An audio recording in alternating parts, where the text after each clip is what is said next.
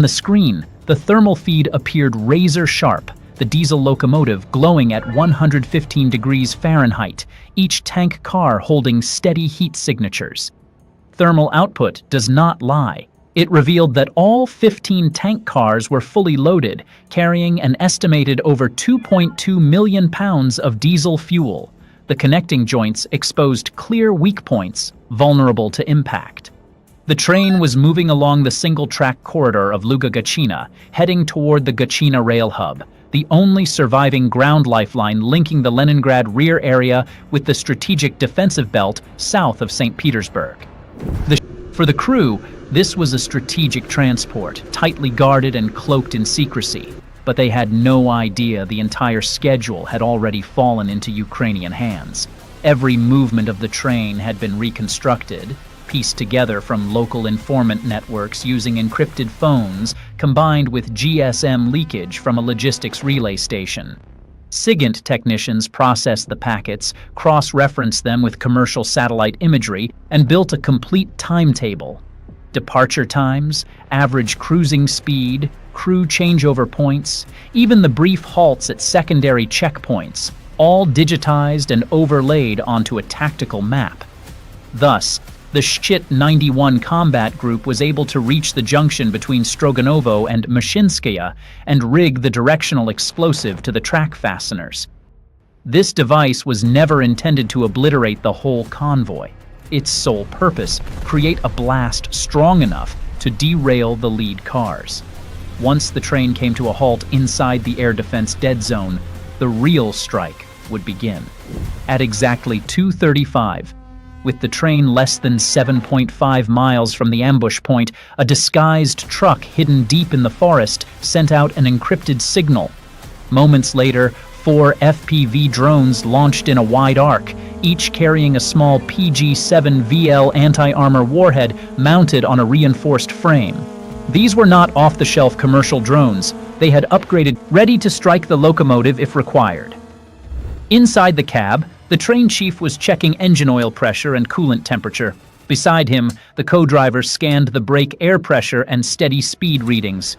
All parameters remained within safe limits. But they had no idea.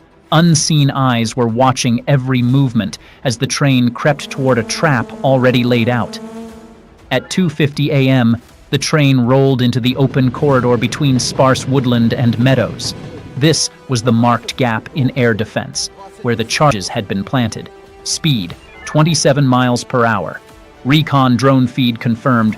No radar returns, no active jamming, no battlefield coordination signals from any supporting units within 15 miles. In the command center, the screen flashed status. Status, tactically isolated. At the same moment, the message, "Fire conditions confirmed," was relayed from the UAV station to the gully along the fasteners and sleepers. The blast was not massive, but sufficient to shear the joints, bend the rails, and pry the wooden ties loose from the ballast. Nearly 985 feet of track instantly lost stability. Cars 4, 5, 6, through 11 slid off alignment. Some wheels skidded into the ballast bed. The entire train lurched, shuddered, and twisted under momentum. The speedometer needle plunged. Tremors rippled along all 15 cars. Inside the cab, the train chief barely had time to yank the emergency brake. The co-driver hit the alarm. Compressed air hissed as brakes vented across the train length.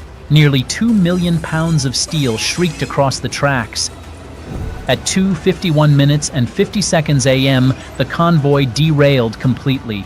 Car number 4 tilted left. Car number 6 jumped axle, dragging the following cars into diagonal collapse. Couplers twisted, steel shells slammed together, fuel hatches burst open. Part of the locomotive listed sideways. Mid-cars skewed nearly 40 degrees off the main axis.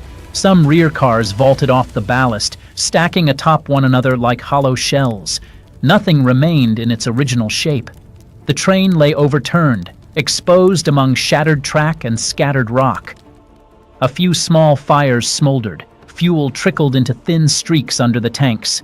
The beast had been ripped from its path. The crew scrambled out, desperate to salvage the convoy, unaware that the real killing blow was still inbound.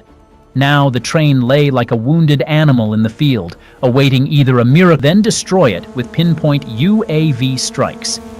At exactly 2:52 minutes and 40 seconds a.m., from three directions, 4 FPV drones were closing in, less than 2 miles from the target.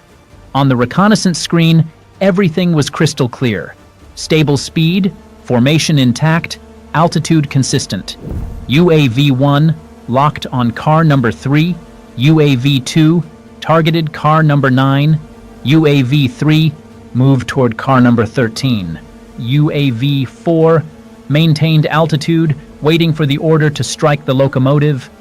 At 2:52 minutes and 34 seconds a.m., UAV-1 crossed the abandoned highway cutting through the forest, dropping to an altitude of 100 feet.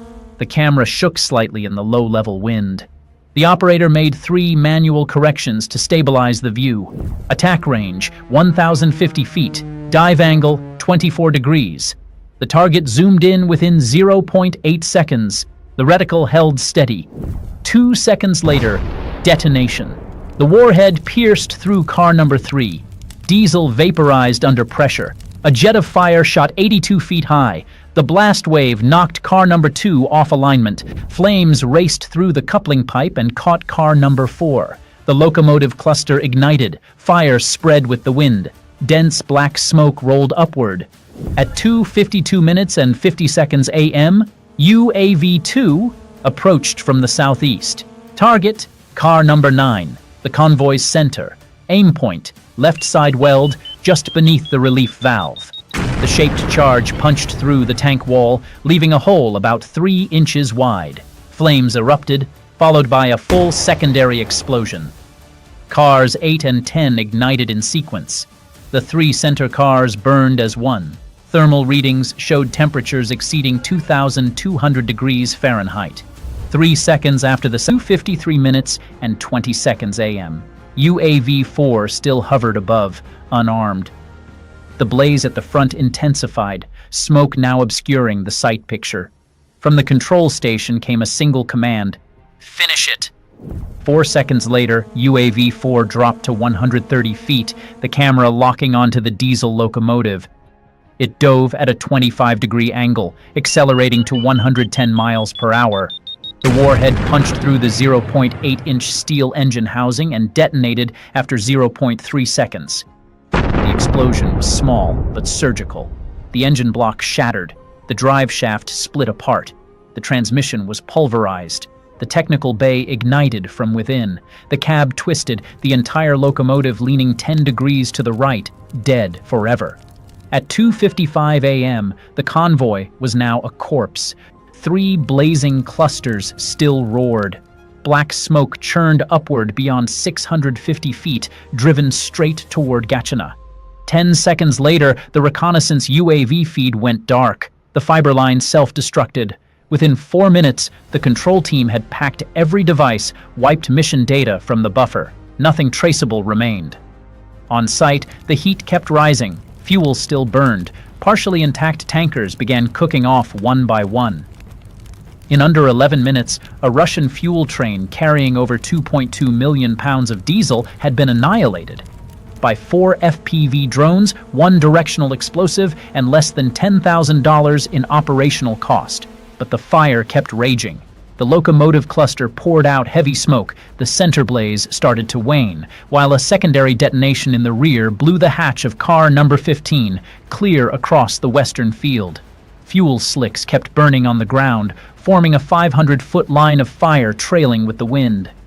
The remaining cars grew hotter each minute, threatening new chain explosions. No one dared to approach for the next half hour. Total